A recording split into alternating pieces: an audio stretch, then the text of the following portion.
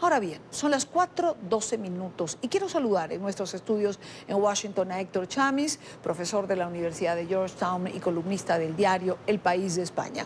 Héctor, bienvenido, buena tarde para ti. Hola Idania, ¿qué tal? Un gusto estar contigo y como siempre gracias por invitarme. No, gracias a ti por atendernos y por estar allí. Mira, de estas elecciones hemos oído calificativos como cruciales, definitivas, trascendentes, importantes. ¿Por qué? Es decir, ¿por qué en este momento hay esos y otros calificativos que pudiéramos seguir enumerando para definir estas elecciones de medio término? Bueno, yo creo por un número diferente de causas. Sí.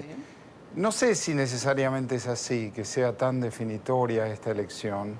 Es una elección de mitad de término. Probablemente los resultados, de acuerdo a las encuestas más creíbles, dirán que el Partido Demócrata ganará la Cámara de Representantes, no así el Senado.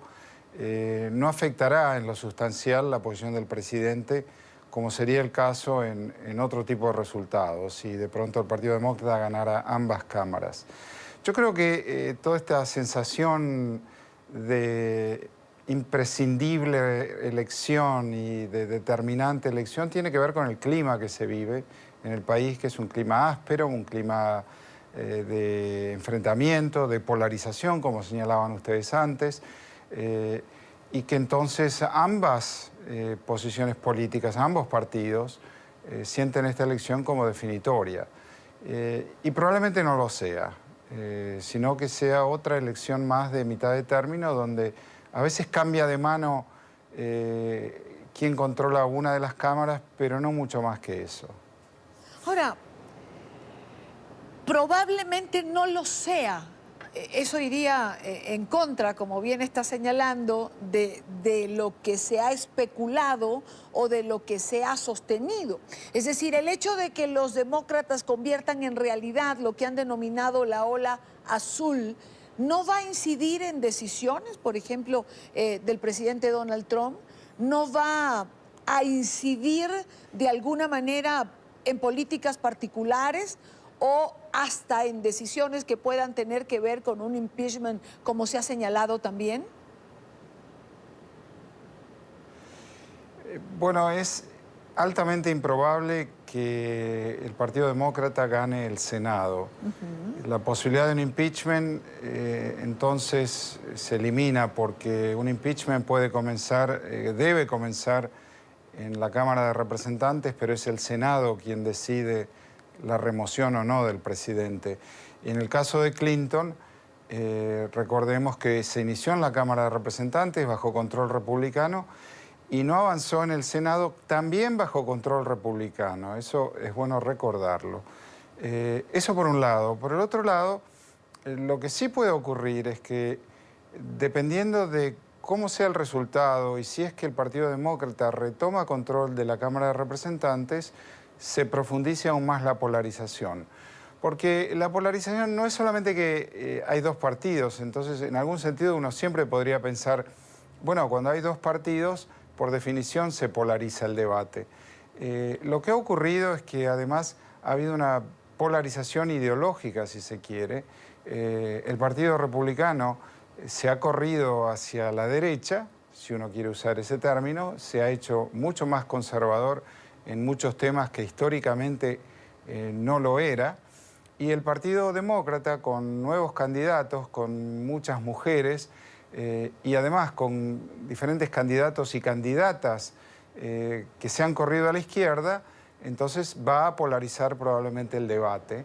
Y eso no necesariamente significa que el presidente Trump tendrá que modificar su agenda, no sé si lo hará, pero sí que va a generar un proceso político aún más áspero y aún más inestable en muchos temas importantes. ¿Pudo cambiar la presencia del presidente Trump, esa presencia activa en la campaña, el resultado de las encuestas?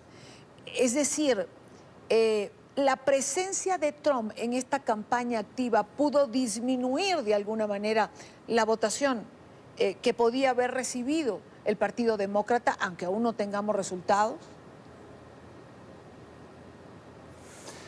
Bueno, el presidente es popular en algunos distritos específicos, muy popular. Y el Partido Republicano interpretó que su mejor arma de campaña es él mismo, y así lo ha hecho. Por el otro lado, los demócratas han sacado a la calle a un expresidente, lo cual es inusual. No tengo recuerdo de un expresidente en campaña como lo ha hecho Obama. Bueno, ambos partidos apuestan a sus mejores jugadores y aparentemente esos son sus mejores jugadores. Entonces, yo creo que va a aumentar un poco la participación, eso decían, dependiendo del clima, porque ha llovido en toda la costa este, de norte a sur, y eso siempre es un elemento que no ayuda a la participación. Pero veremos ese crecimiento y veremos también qué pasa con la conformación final de la Cámara, porque en realidad este es el primer término presidencial del presidente Trump, es la primera elección de mitad de término. Hay antecedentes que el electorado de Estados Unidos gusta de dividir al gobierno.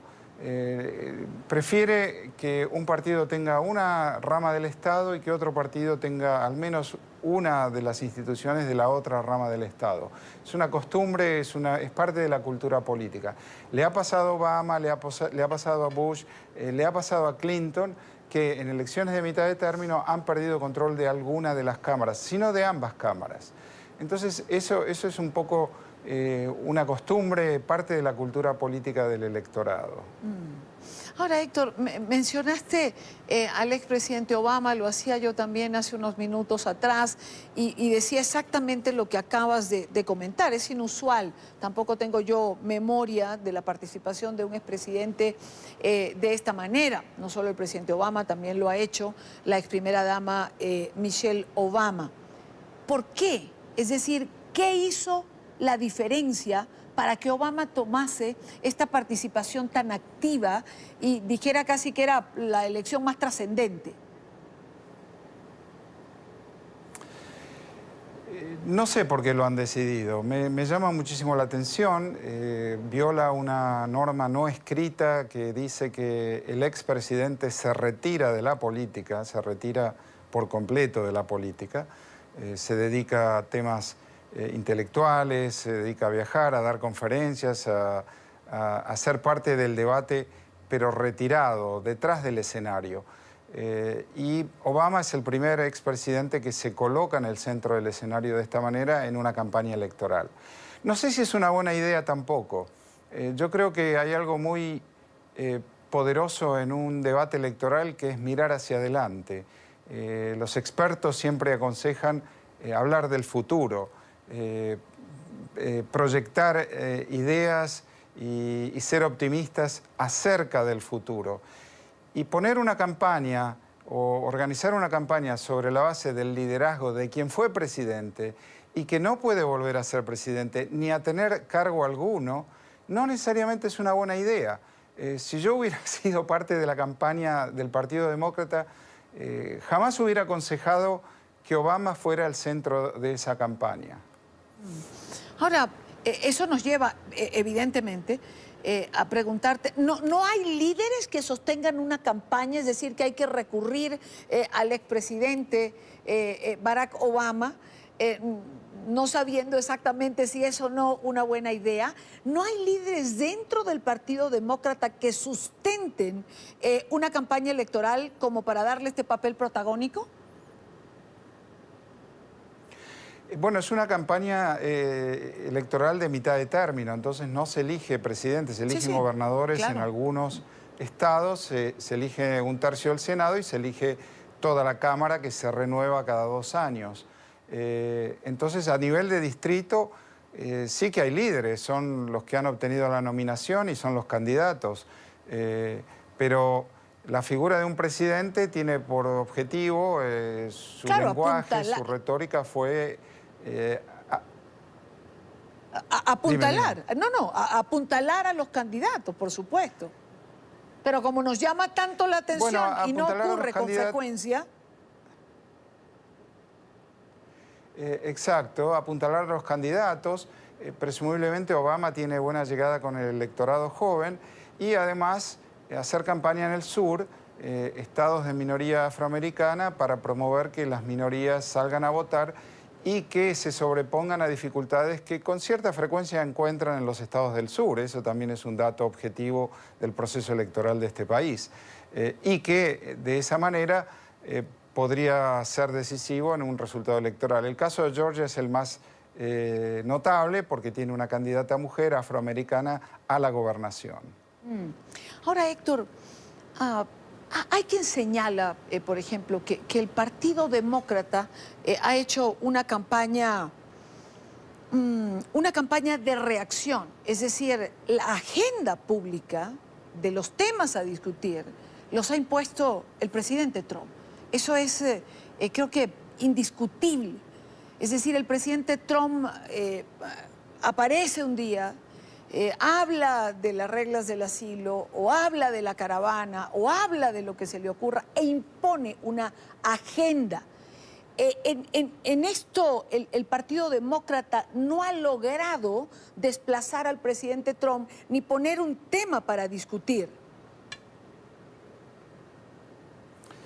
Estoy de acuerdo. Es un presidente que tiene la iniciativa en sus manos, define agenda, encuentra temas que los transforma en munición electoral, los migrantes, por ejemplo, exagerando inclusive la importancia de ese tema, la gravedad, pero se ha transformado en un tema de campaña. Y por el otro lado, los demócratas están a la defensiva y actúan de manera reactiva, absolutamente, y cometen errores, además. Ejemplo es que han aparecido muchos candidatos demócratas que han hablado en campaña de socialismo, se han definido a sí mismos como socialistas. Algo que yo no recuerdo en décadas de vivir en este país, no recuerdo candidatos que hablen de socialismo y que se definan como socialistas. En la elección anterior lo hizo Bernie Sanders, el senador independiente, que fue candidato a la interna, a la primaria demócrata, pero ahora han aparecido candidatos a la Cámara de Representantes que se definen como socialistas. De vuelta, es un término que ha sido en este país mi experiencia en el claustro, nunca en el debate político electoral, y no sé si es una buena idea para el Partido Demócrata, porque Trump lo está usando. No en vano Trump dice, esos son los que van a convertir a este país en Venezuela y no lo voy a permitir. Lo hemos escuchado.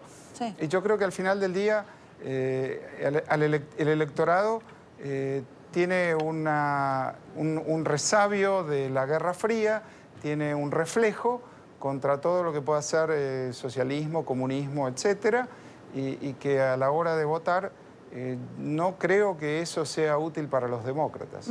Pero también hemos visto republicanos, por ejemplo, que no se van hacia el extremo, como el presidente Trump. Es decir, el presidente Trump ha hecho que candidatos se muevan de las posiciones de sus partidos. Absolutamente, se ha perdido el centro. Aquel centro que agrupaba a vastos sectores de ambos partidos, a los demócratas más conservadores, a los republicanos más pragmáticos. Se ha perdido ese centro y esto tiene que ver sin duda con la candidatura de Trump, que fijó el debate en esos términos. Y allí quedará, dependiendo de lo que pase en esta elección de hoy, allí quedará el debate. Yo creo que, de vuelta, yo creo que probablemente los demócratas ganen en la Cámara de Representantes por pocos escaños, no por muchos, y el Senado sea retenido por el Partido Republicano. Y esto no le haga daño a Trump, porque lo único que le haría daño a Trump en función de su reelección de 2020, sería perder ambas cámaras y perderlas de manera concluyente. y casi nadie ha pronosticado ese tipo de escenario. Claro, pero digamos que también puede dejar esta elección lo que es una estrategia a definir para ese 2020, para esa reelección del presidente Trump. Es decir, también habrá que evaluar, como bien señalas, los resultados, qué funcionó y qué no. Finalmente, qué cosecha el presidente Trump con su discurso y con su actuación, y los demócratas tendrán entonces que definir cómo, para dónde, con quién o de qué manera van. Sí, yo creo que hay 4 elecciones claves que han sido claves en 2016 y que son claves hoy para mirar cómo es el comportamiento electoral. Esas son Pensilvania, Ohio, Michigan y Wisconsin. En esos 4 estados son estados que van para un lado o van para el otro. Y los ganó Trump, los 4, lo cual le dio los votos necesarios para ganar el colegio electoral. Recordemos que la presidencia no es por voto directo, sino por voto de los integrantes del colegio electoral. Esos 4 estados le dieron los votos necesarios en el colegio electoral para ser elegido presidente, porque el voto popular lo perdió. Ahora bien, 3 de esos 4 estados, Trump los ganó por una diferencia de 1%. Entonces hay que ver qué pasa en esos 4 estados en relación a esa historia, y eso será un importante dato para proyectar 2020 además. Y ambos partidos van a estar mirando muy de cerca lo que pase allí, porque esos 4 estados de vuelta elegirán al presidente en el 2020. Pues habrá que estar, como bien lo dices, atentos a los resultados en la noche de hoy. Héctor Chávez, Héctor, de verdad, gracias por estar con nosotros, como siempre. Buena tarde para ti. Gracias a ustedes, hasta siempre.